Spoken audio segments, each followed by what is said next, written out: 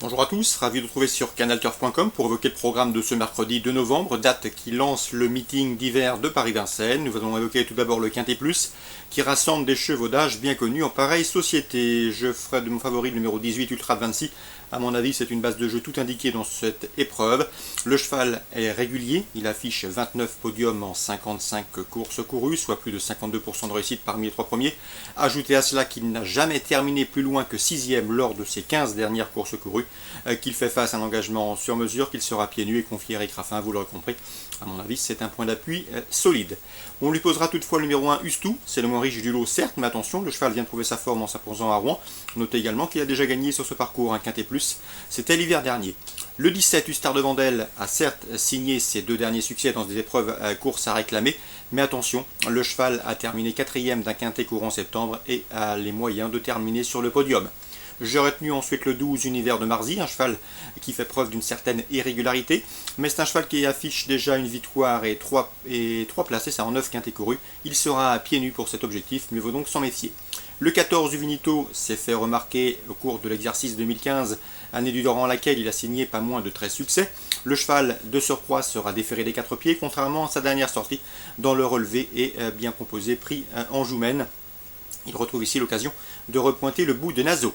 Le 16, Théo de JC, un cheval qui vient de prouver sa forme au trot monté, il sera confié à Jean-Michel Bazir, mieux vaut donc s'en méfier. Le 7, Tori le King, est un cheval extrêmement régulier qui répète ses valeurs, surtout performant lorsqu'il peut bénéficier d'un bon parcours caché.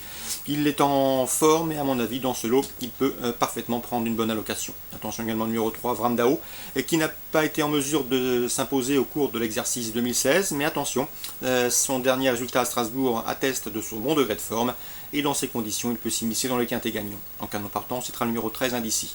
Un résumé chiffré, 18, c'est Ultra Advancy, et le 1 Ustou, à mon avis, ce sont deux solides points d'appui. Ensuite, pour les places, le 17, le 12, le 14, le 16, le 7 et le 3. Concernant le prix des Cévennes, le temps fort de cette réunion d'ouverture de Vincennes, une épreuve estampillée groupe 3, j'aime beaucoup le 307 au Rayon du Gers, vous le connaissez, il était l'une des révélations de l'année écoulée, où il a signé 10 victoires lors de ses 13 dernières prestations publiques. À mon avis, dans ce lot, il devrait une nouvelle fois jouer la victoire. Le 306, Dante Bocco, conduira l'opposition, d'autant que le cheval a terminé 4e sur ce parcours du convoité et bien composé prix d'été, avant de s'imposer dans une épreuve de bonne facture, une épreuve estampillée groupe 3. Le 311, Anamix, est en forme, elle vient de s'imposer dans le Grand Prix de la Toussaint, c'était sur les pentes de Mons en Belgique, mais attention, elle est peut-être plus efficace départ lancé, c'est-à-dire départ auto-start. Et le 313, Justinov du Vivier, qui n'est autre que le tenant du titre, tentera également de bien faire et de conserver sa couronne.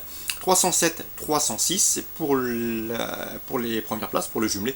Pour le trio, pourquoi pas leur associer le 11 et le 13. Dans la suivante, la 4e, j'aime beaucoup le 408 d'Aïdette Vandel, est en retard de gain. Elle est un petit peu compliquée, mais elle vise ici une 4e victoire consécutive, une ambition à la hauteur de ses moyens. Le 404, c'est Dolce Vita Griff, qui reste également sur un succès, conduira l'opposition 408-404.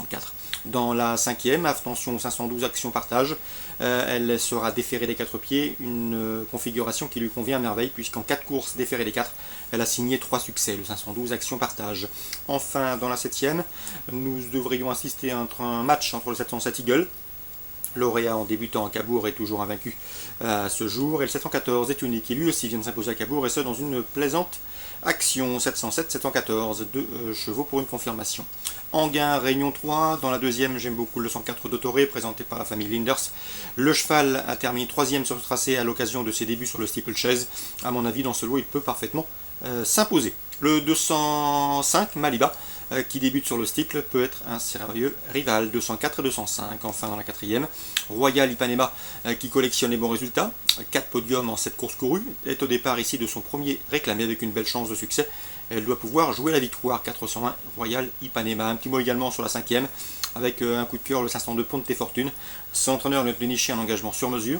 Elle vient de se terminer 4e du prix de Guillaume de Pracontal, un quintet disputé dernièrement à Auteuil. Ici, elle revient à Anguin. Sa dernière course sur le hippodrome du plateau de Toisy a été couronnée de succès. Le lot est à sa portée, elle doit pouvoir s'imposer. 502 Ponte Fortune. Pour les jumelés, pourquoi pas lui associer le 501 Prince of Fields de retour sur les haies. Et le 503 également, c'est Zodiac, qui aura contre lui d'effectuer une rentrée après plusieurs mois d'absence. 502, 501, 503. On résume pour Anguin, Réunion 3, la 2e 204, 205, la 4e 401 et la 5e 502. avec le 1 et le 3. Concernant Vivo en Réunion 4, 2 coups de cœur à vous indiquer. 2 chevaux entraînés par Frédéric Rossi, le 309 Cool qui débute, un fils de Footstep in the Hand qui fait généralement des rejetons efficaces sur le sable. Ce cheval débute mais est bien né, c'est le neveu d'une gagnante de groupe 3 à Longchamp, le prix de Saint-Georges, épreuve de vitesse 1000 mètres. Donc pas de problème de vitesse et de précocité pour ce 309 Cool qui peut parfaitement s'imposer d'entrée de jeu. Le 703, Ilu Lisset, qui vient de s'imposer sur l'hippodrome de Nîmes, débute également sur le PSF avec une belle chance de réussite. Donc deux protégés de l'écurie aussi, le 309 Cool et le 703 Ilu Lisset. Voilà pour les infos de ce mercredi 2 novembre. Bonjour à tous, bonne journée, rendez-vous demain pour une nouvelle émission.